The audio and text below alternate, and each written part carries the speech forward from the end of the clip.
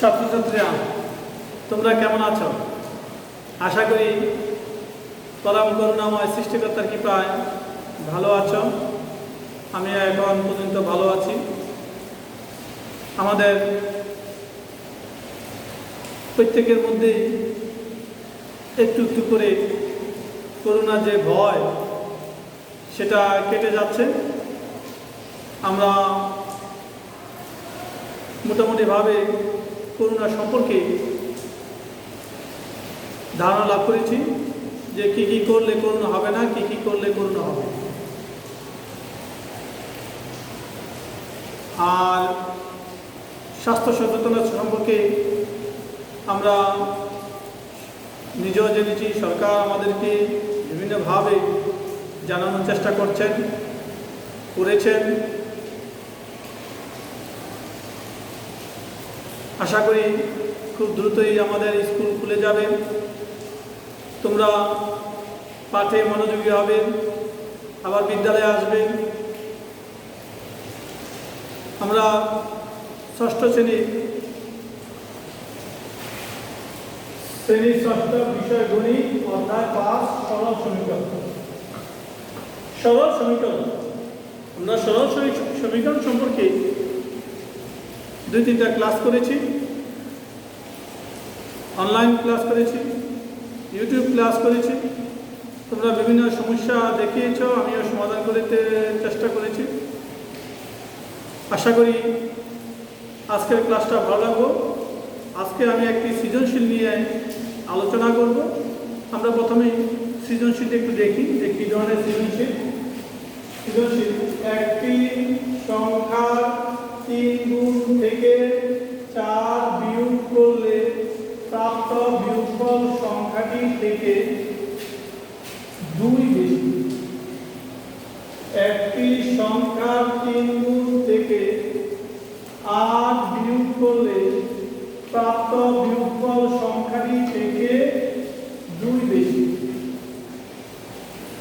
একটি সংখ্যা 3 গুণ থেকে 8 বিয়োগ করলে প্রাপ্ত বিয়োগফল সংখ্যাটি থেকে 2 বেশি।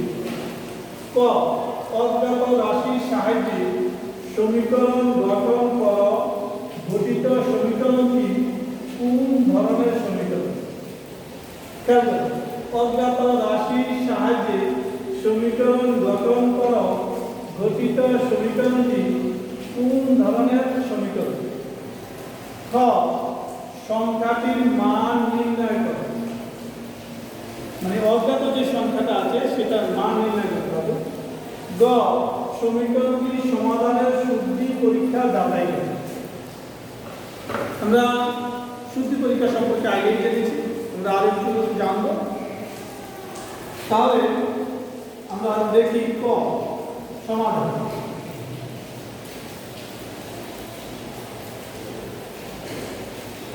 বলছে একটি সংখ্যা 3 গুণ থেকে 4 বিয়োগ করলে। একটি সংখ্যা, আমরা কিন্তু সংখ্যাটা সম্পর্কে কোনো ধারণা নেই। একটি সংখ্যা, তাহলে সংখ্যাটা সম্পর্কে আমাদের কোনো ধারণা নেই। তাহলে ধরি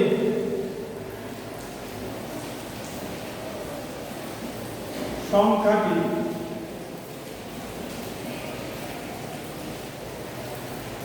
x, ধরি সংখ্যাটি x। আমরা কিন্তু সংখ্যাটা সম্পর্কে কোনো ধারণা নেই। সংখ্যাটা মনে করলাম তো আমাকে বলতে হবে একটি সংখ্যা 3 গুণ থেকে।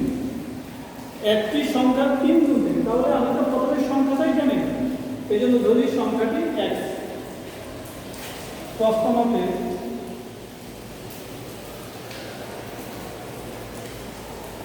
একটি সংখ্যা 3 গুণ থেকে, সংখ্যাটি কত? 3 গুণ থেকে। একটি সংখ্যা 3 গুণ থেকে a বিয়োগ করলে, প্রাপ্ত বিয়োগফল, যে বিয়োগফল আমরা পাবো সংখ্যাটি থেকে 2 বেশি। এই সংখ্যাটা থেকে 2 বেশি। দেখো একটি সংখ্যা 3 গুণ থেকে a বিয়োগ করলে সংখ্যাটা 3 গুণ হলে 3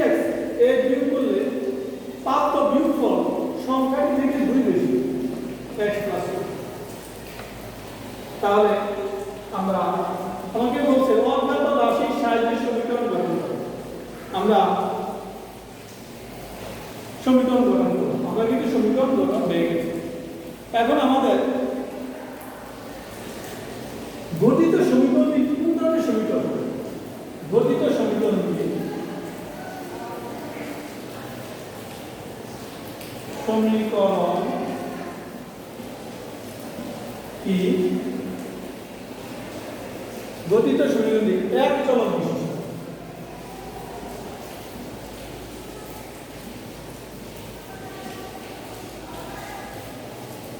কারণ এখানে x x উভয় পক্ষে x আছে, x y z এই তিনটাকে তিন চলক বলা হয়। যেহেতু এখানে সবগুলো x এর রাশি, সেই জন্য এটাকে বলা হয় এক চলক বিশিষ্ট একঘাতী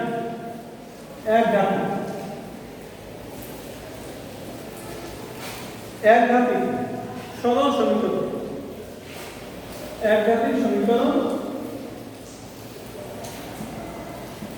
বা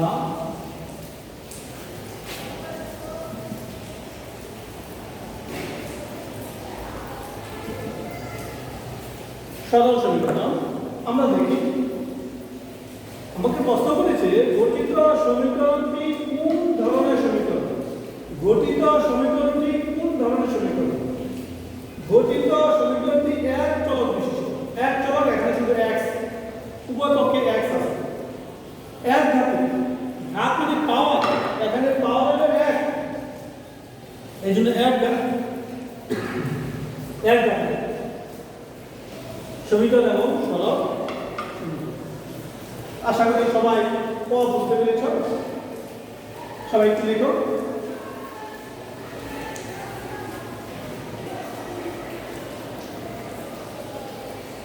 আমাদের 2 নম্বর প্রশ্ন হচ্ছে সংখ্যাটির মান নির্ণয় করো।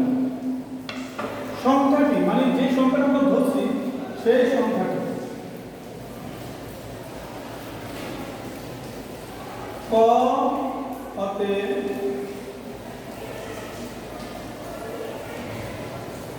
প্রাপ্ত সমীকরণ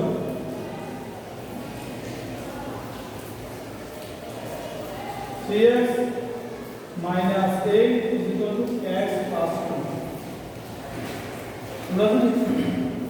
cx minus 8 plus 8 is equal to x plus 2 minus plus 2. উভয়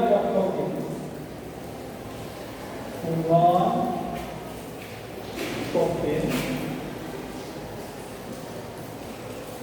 এই বিয়োগ করি,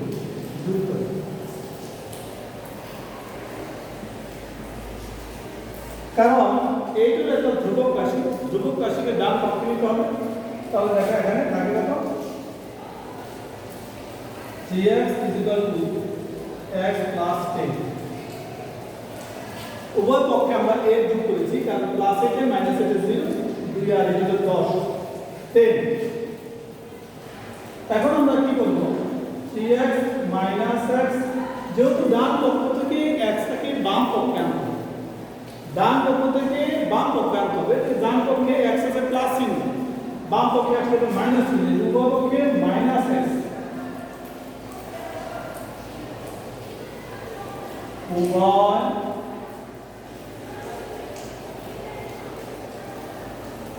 পক্ষে x বিয়োগ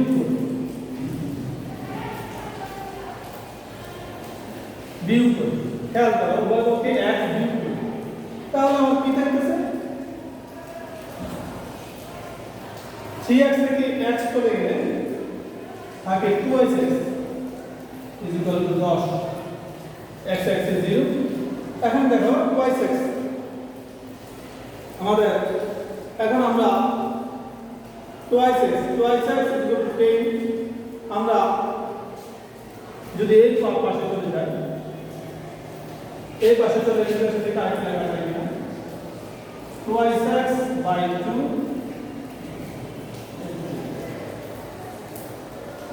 উভয় পক্ষে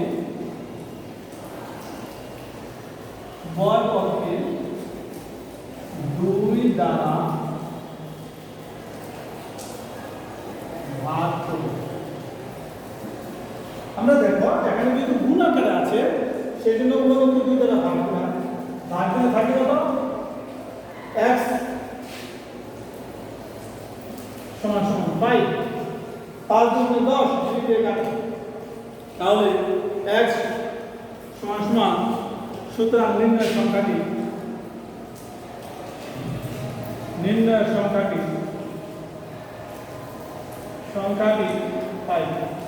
নির্ণয় সংখ্যাটি 5 আশা করি সবাই বুঝতে পেরেছ সবাই একটু দেখো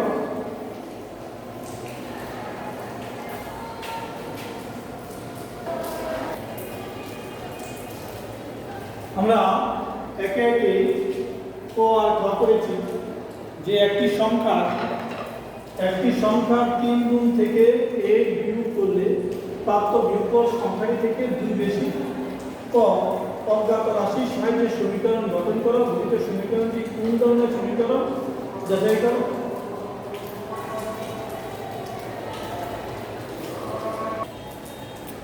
আমরা গ নম্বরটা দেখব সমীকরণটির সমাধানের শুদ্ধি পরীক্ষা যাচাই করো। সমাধানের শুদ্ধি পরীক্ষা ন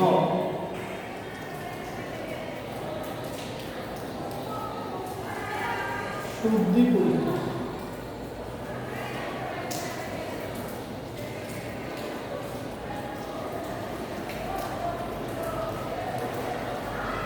আমাদের x সমান 5 হলে সমীকরণটি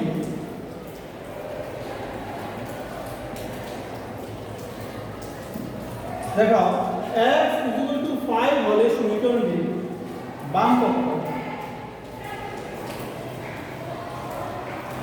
বাম পক্ষ সমান সমান বাম পক্ষ কত 8x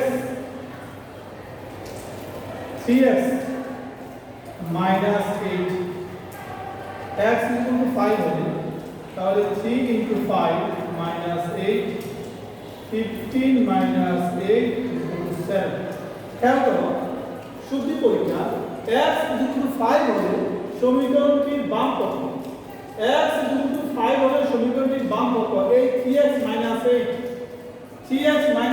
তাহলে 3 + 15 8 x এর মান দেখো 5 x এর মান 5 এই 3 + 15 15 থেকে 8 গেলে থাকে 7 এবং ডান পক্ষ x + 2 ডান পক্ষ কিন্তু x + 2 ডান পক্ষ হলো x + 2 তাহলে x এর মান 5 + 2 7 খেয়াল করো আমরা একটু খেয়াল করি যে শুদ্ধি পরীক্ষা x 5 হলে সমীকরণটির বাম পক্ষ 3x - 8 3 + 15 - 8 15 - 8 7 ডান পক্ষ x + 2 5 + 2 x এর মান 5 আমরা কত বের করেছি 5 + 2 7 তাহলে আমরা সমীকরণটি সমাধান বুঝতে পারলাম সমীকরণটি সমাধান শুদ্ধ হয়েছে নিচে লিখতে হবে সমীকরণটি সমাধান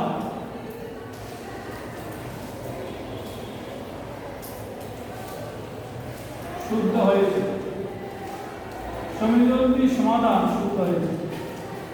তাহলে যেহেতু বাম পক্ষ এবং ডান পক্ষ সমান বাম পক্ষ 7 ডান পক্ষ 7 আমি আবার বলি সমীকরণটি সমাধানের শুদ্ধি পরীক্ষা যাচাই করো যাচাই মানে দুইটা পক্ষ যদি সমান হয় তখন এটাকে যাচাই করা হয় শুদ্ধি পরীক্ষা x * 5 হলে সমীকরণটির বাম পক্ষ 3x - 8 3 * 5 - 8 15 - 8 7 ডান পক্ষ x + 2 5 + 2 7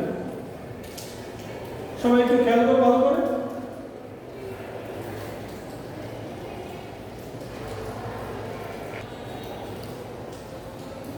আশা করি তোমরা আমি যে একটা অঙ্ক করিয়েছিলাম সেটা বুঝতে পেরেছো সেই জন্য তোমাদেরকে একটি হোমওয়ার্ক দেওয়া হলো হোমওয়ার্কটা খেয়াল করো একটি সংখ্যার 5 গুণ